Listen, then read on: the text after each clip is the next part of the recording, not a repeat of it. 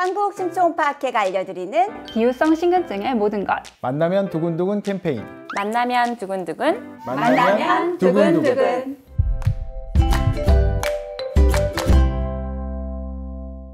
안녕하세요. 강동 경희대학교 병원 심장혈관내과 황희정입니다.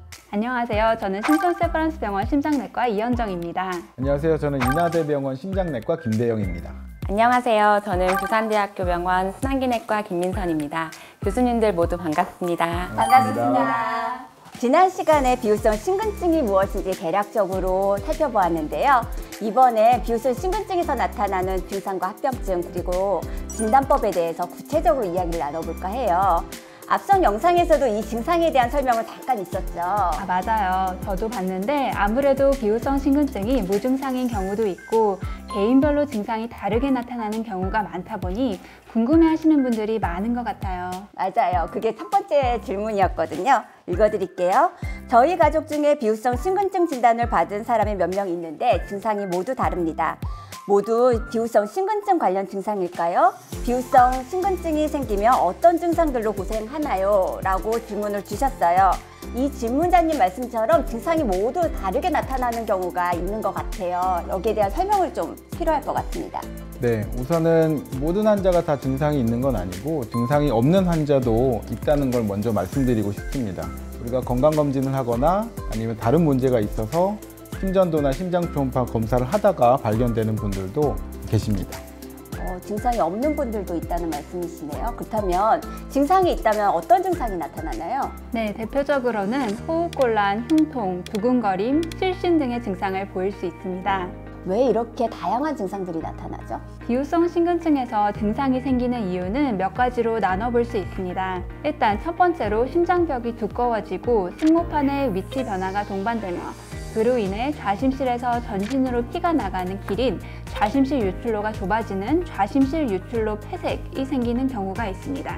갑자기 통로가 좁아지니 글로 가는 혈류량이 줄어들 거고 그러면 경우에 따라서 혈압이 떨어지는 경우도 있을 수 있겠네요. 예, 맞습니다. 그래서 이 경우 운동하거나 힘을 주거나 탈수되는 상황에서 혈압이 떨어지면서 숨이 차거나 가슴이 아프거나 실신이 발생할 수 있습니다. 이어서 다른 원인들을 말씀을 드리자면 두 번째로 심장벽이 두꺼워지며 전반적으로 심장이 뻣뻣해지고 숨차고 발붙는 심부전 증상이 생길 수 있습니다. 세 번째로 두꺼워진 심장벽으로 인하여 심장으로의 혈액순환이 떨어지면서 흉통이 생길 수 있습니다. 네 번째로 비후성 심근증에서는 부정맥이 잘 발생하는데 심실빈맥이나 심방세동 같은 부정맥이 생길 수 있습니다. 이 경우 두근거림이 생길 수 있고 치명적인 심실빈맥이 생기는 경우에는 실신 또는 심한 경우 급사가 생길 수 있습니다. 네, 이렇게 설명해 주시니 다양한 증상이 나타나는 이유가 조금은 이해가 됩니다. 지금까지 교수님 말씀을 정리해보면 심장이 두꺼워지면서 원래도 좁은 통로인 좌심실 유출로가 더 좁아지게 되고 그로 인해 운동할 때 폐색이 생겨 숨이 차거나 가슴 통증이 생기는데 심부전이나 부정맥이 동반되면서 이러한 증상이 악화되거나 심한 경우에는 실신이나 급사가 발생할 수도 있다는 말씀, 이렇게 해서 정리하고 다음으로 넘어가도록 하겠습니다. 비후성 심근증은 무증상부터 다양한 증상까지 보일 수 있어서 환자분들이 이게 비후성 심근증 때문에 생기는 증상인지 아닌지 헷갈리실 수 있을 것 같아요. 네, 그래서 지하철에서 오래 서 있다가 실신한 적이 있는 분이 계시는데요. 이분이 혹시 나 비후성 심근증 아니야? 라고 불안해하면서 질문을 보내주셨어요. 김대영 교수님 어떻게 생각하세요? 네, 저희가 아까부터 계속 말씀드렸던 것처럼 비후성 심근증과 관련이 있는 실신은 부정맥 때문에 생기거나 아니면 좌심실 바깥쪽으로 나가는 통로가 좁아져서 생기는 아주 중요한 증상이고 이것 때문에 생명이 왔다 갔다 할 수 있는 문제가 됩니다. 하지만 비후성 심근증 환자에서 생기는 실신이 모두 다 이런 거는 아니고요.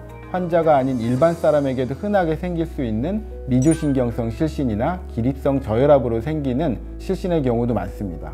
그렇기 때문에 무작정 걱정만 하시기보다는 실신이 생겼던 상황에 맞는 검사들을 통해서 감별을 해야 됩니다. 특히 이 질문을 주신 분께서 너무 불안해하실까봐 말씀드리자면 복잡한 지하철에서 오랜 시간 서 있다가 생길 수 있는 그 실신은 대부분은 미주신경성 실신인 가능성이 가장 높기 때문에 너무 걱정은 안 하셔도 될 것 같습니다. 네. 그래도 비후성 심근증에서 실신은 되게 중요한 증상 중에 하나이잖아요. 조금 더 자세한 설명 좀 부탁드릴까요? 비후성 신근증에서의 실신은 크게 다심실 뉴클로 폐색이 있는 경우와 부정맥이 있는 경우 생길 수 있습니다.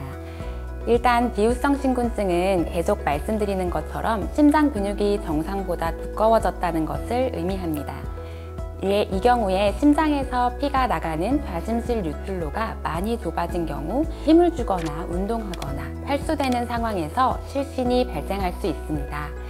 아찔한 기분과 같은 어지럼증을 느끼거나 잠깐이라도 의식을 잃었다면 그것은 순간적으로 뇌에 충분한 피가 공급되지 않았다는 징후일 수 있습니다. 그 외에도 비후성 신근증 환자에게서의 실신은 부정맥과 관련이 있는 경우가 있습니다. 특히 두꺼워진 심장벽에서 위험한 심실 부정맥이 발생해서 실신하거나 심한 경우 급사할 수 있습니다. 여기서 좀 더 말씀드리고 싶은 것이 위험한 부정맥으로 인한 실신과 급사는 젊은 나이에 더 많이 생기는데 따라서 젊은 비후성 신근증 환자에서 반복적인 실신의 발생은 급사의 징조일 수 있습니다. 실신이 정말 단순한 증상은 아니네요. 그렇습니다. 의식소실 증상이 있었다면 감별이 필요하기 때문에 바로 순환기내과 의사를 만나셔야 합니다. 이러한 증상으로 병원에 가시면 순환기내과 의사는 심전도, 심장초음파, 혈액검사, 24시간 심전도 등 다양한 검사를 통해서 상태를 평가할 거예요. 필요한 경우 추가 치료나 관찰을 위해서 입원할 수도 있다는 점을 알고 계시면 좋을 것 같습니다. 네, 실신이 나타나면 가볍게 여기시지 마시고 반드시 심장내과 전문의와 상의하시기 바랍니다.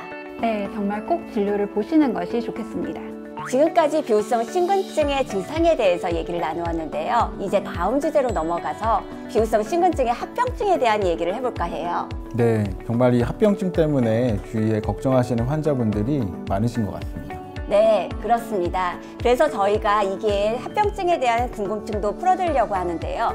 질문을 하나 읽어볼게요. 저희 아버지는 뇌졸중으로 진단된 이후에 비후성 신근증이라고 하는 진단을 추가로 받으셨습니다. 어떻게 안 좋은 질환 두 가지가 함께 발생할 수 있나요? 정말 힘드시겠어요. 이현정 교수님, 이 경우는 어떻게 설명하면 될까요? 네, 일단 이 환자분의 경우 뇌졸중과 비후성 신근증이 개별적으로 생겼다기보다는 두 질환이 서로 연관되어 있을 것으로 생각된다고 먼저 말씀드리고 싶습니다. 구체적으로 설명을 드리자면 심방세동은 비후성 신근증에서 생길 수 있는 대표적인 부정맥입니다. 전체 비후성 신근증 환자의 약 20%에서 생길 수 있는 것으로 알려져 있고 이러한 환자들에게서 뇌졸중 또는 혈전색전증의 위험이 큽니다. 심방세동은 심방이 정상적으로 수축하지 않고 불규칙하게 떨고 있는 상태로 혈류에 장애가 생기고 그로 인해 심장 안에 혈전이 생길 수 있는데 이 혈전이 떨어져 나가 동맥을 타고 흐르다 뇌혈관을 막으면 뇌졸중이 생기는 것입니다. 네, 그렇다면 비후성 신근증이 뇌졸중을 유발했다고 보기보다는 비후성 신근증에서 심방세동이 잘 나타나는데 심방세동으로 인한 합병증으로 뇌졸중이 생겼다. 이렇게 이해하는 게 더 합당하겠네요. 네, 그래서 연결고리가 되는 부정맥을 찾아내기 위한 노력이 중요하고 통합적인 판단과 치료가 필요합니다. 이렇게 연결고리를 이야기하다 보니 신부전과의 관계도 조금 궁금해서요. 비후성 신근증과 신부전 관계가 있죠? 신부전은 비후성 신근증에서 비교적 흔하게 나타나는 합병증인데요. 심장 기능이 떨어지면서 숨타고 붓는 것을 우리가 신부전이라고 합니다. 보통 신부전은 심장 펌프 기능이 떨어지는 문제라고 생각을 하잖아요. 근데 비후성 신근증에서 나타나는 신부전은 일반적인 신부전과는 조금 다릅니다. 저희가 계속 말씀드렸듯이 비후성 신근증은 심장 근육이 비정상적으로 두꺼워져서 생기는 병인데요. 정상 심장은 내 몸의 혈액을 원활하게 돌리는 펌프 역할을 잘 해내는데 비후성 신근증에서는 심장 근육이 비정상적으로 두꺼워지고 딱딱해지기 때문에 주로 심장이 펴지는 이완 기능을 잘 못하고 이런 문제로 인해서 숨차고 붓는 신부전을 일으킵니다. 그리고 심장벽이 두꺼워져서 좌심실 바깥으로 나가는 통로가 좁아지는 좌심실 유출로 폐색이 생기기 때문에 심장 안에 불필요한 압력이 올라가게 되고 그리고 이것과 함께 생기는 판막에 역류가 동반되면서 신부전이 생길 수가 있습니다. 네, 비후성 신근증 환자에서 나타나는 신부전 대부분이 이처럼 심박출률이 보존된 신부전 형태이거든요. 이런 이유로 실제 임상에서는 간혹 간과되는 경우가 있죠. 네, 맞습니다. 그래서 비후성 신근증에서 신부전이 어느 정도로 심하게 있고 얼마나 진행하는지 보기 위해서 심장 초음파 검사와 바이오마커 검사가 도움이 됩니다. 또한 부하 심장 초음파 검사, 심폐기능 검사, 심장 MRI 검사 등 신부전의 정도 평가에 도움이 될 수 있습니다. 그리고 또 하나 강조드리고 싶은 것이 비후성 심근증은 시간이 지나면서 진행할 수 있는 질환이라서 적절한 시기에 적절한 치료로 이어지지 않는다면 합병증이 더 잘 생길 수 있습니다. 그러니 병원에서 비후성 심근증을 진단받은 환자는 꾸준한 진료와 추적 관찰을 받으시기를 권장드립니다. 네, 꾸준한 치료와 추적 관찰 정말 중요한 부분이죠. 이렇게 신부전과 비후성 심근증에 대한 이야기를 나눠봤는데요. 다음으로 또 궁금해하시는 게 바로 부정맥이거든요. 부정맥이 급사와 관련이 있는지 궁금해하시는 분들이 정말 많아요. 네, 일단 보여드린 이 심전도는 급사를 일으킬 수 있는 심실빈맥인데요. 결론부터 말씀드리면 당연히 모든 부정맥이 급사와 관련이 있는 것은 아닙니다. 비후성 심근증 환자에서 생기는 부정맥 중에 급사와 관련이 있는 부정맥이 포함이 되어 있다. 이렇게 생각하시는 것이 맞습니다. 비후성 심근증과 관련해서 생기는 부정맥은 크게 두 가지가 있습니다. 하나는 심실빈맥, 다른 하나는 심방세동입니다. 심실빈맥과 심방세동, 조금 더 자세하게 좀 설명을 주시죠. 일단 심실빈맥은 심실에서 발생하는 부정맥입니다. 그래서 이것이 급사를 유발할 수 있는 치명적인 부정맥이 되겠고요. 그렇기 때문에 이러한 부정맥을 경험했거나 혹은 경험을 하지 않았더라도 심장의 구조적인 특징, 환자의 증상, 가족력을 고려했을 때 향후에도 빈맥이 발생할 가능성이 높다고 판단이 되면 심신빈맥이 생겼을 때 급사를 막아줄 수 있는 제세동기라는 장치를 몸 안에 삽입을 하는 치료가 필요하게 됩니다. 또 다른 부정맥인 심방세동은 심방에서 생기는 부정맥이고요. 이것은 직접적으로 급사를 유발하지는 않지만 계속해서 심장에 불규칙적인 잔떨림을 일으켜서 두근거리거나 숨찬 증상을 만드는데요. 이것 때문에 심장에 와류가 생기면서 피떡이 생기고 이것이 뇌혈관으로 날아가게 되면 원치 않는 뇌졸중이 생길 수 있는 위험이 있습니다. 따라서 심방세동이 발생하면 피를 굳지 않게 하는 약물 치료가 필요하고 정상 리듬으로 되돌리는 전기 충격이나 또는 시술도 고려해야 됩니다. 네, 심실빈맥과 심방세동 각 치료법에 대해서 잘 설명을 주셨는데요. 다시 정리해드리면 질문 주셨던 급사와 관련된 부정맥은 심실빈맥이고요. 때문에 심실빈맥 발생 위험이 높으면 제세동기 장치를 삽입하는 것을 추천드립니다. 심방세동은 항옹고제를 포함한 약물 치료를 하게 되는데 경우에 따라서는 정상 리듬을 돌리는 시술을 병행하기도 합니다. 많은 분들이 급사라는 단어를 들으면 많이 걱정하시고 불안해할 것 같다는 생각이 들어요. 실제로 비후성 심근증 진단받으신 분들 중에 많은 분들이 우울증과 불안 증세로 힘들어 하시거든요. 어떻게 하는 것이 좋을까요? 네, 정말 생길 수 있는 일 중에서 급사라는 게 있다 보니까 더더욱 많은 환자분들이 불안하다고 호소하시는 것 같습니다. 하지만 사실 비후성 심근증에서 생길 수 있는 사망률은 통계적으로 전체 환자에서 1년에 1%가 밑도는 정도라서 일반적으로 그렇게 크게 걱정할 정도는 아닐 것 같습니다. 제가 부탁드리고 싶은 거는 지금 환자분의 상태와 합병증 유무를 정확하게 진단을 받으시고 적절한 시기에 추적 관찰을 잘 하시라고 말씀드리고 싶습니다. 맞아요. 비후성 심근증은 사실 사망률이 높은 질환은 아니거든요. 그리고 또한 급사를 유발하는 부정맥의 위험도를 환자의 증상, 가족력, 심장 초음파, MRI 또는 24시간 심전도 검사 등 다양한 데이터를 통해서 판정하고 위험도가 높다면 급사의 1차 예방을 위해서 제세동기 장치 삽입을 권고하고 있습니다. 따라서 현재 환자분을 담당해 주시는 의사 선생님께서 권고하는 검사나 치료 방향을 잘 따라주시면 이러한 위험 때문에 생기는 막연한 불안이나 염려를 상당 부분 해결할 수 있을 것으로 생각합니다. 네, 너무 큰 불안감을 가지고 지내시기보다는 적절한 시기에 최적의 치료를 받겠다는 마음으로 지내시기를 저도 다시 한번 부탁드립니다. 저희가 다양한 합병증에 대해서 얘기를 나눠봤어요. 이제 검사에 대해서 이야기를 나눠볼까 합니다. 사실 검사 종류가 많다 보니까 많은 환자분들이 번거롭고 불편하다고 하시는 분들이 계십니다. 그런데 왜 이렇게 많은 검사들을 하게 되는 거죠? 당연하겠지만 비후성 심근증 환자에게서 검사를 많이 하는 이유는 비후성 심근증으로 인해서 심장에 다양한 문제가 발생할 수 있기 때문입니다. 미리 이러한 위험을 정확히 확인할 필요가 분명 있습니다. 얼마나 많은 검사를 하길래 이런 얘기가 있을까요? 자세한 설명 부탁드립니다. 비후성 심근증 환자들이 받아야 하는 가장 첫 번째 중요한 검사는 심장 초음파 검사입니다. 심장 초음파 검사를 통해서 비후성 심근증을 진단하고 좌심실 유출로 폐색 여부 등을 판단할 수 있어서 가장 기본 검사라고 할 수 있겠습니다. 그리고 심전도는 심방세동과 같은 기본적인 심장의 리듬을 확인하기 위해서 시행합니다. 또 홀터 심전도 검사는 24시간 동안 심장 리듬을 확인하기 위해서 시행하는데요. 심실 빈맥과 같은 위험한 부정맥의 유무를 확인할 수 있습니다. 24시간이라고 말씀드렸지만 경우에 따라서 그보다 더 길게 일주일까지도 검사가 필요할 수 있습니다. 또 빼놓을 수 없는 검사는 유전자 검사입니다.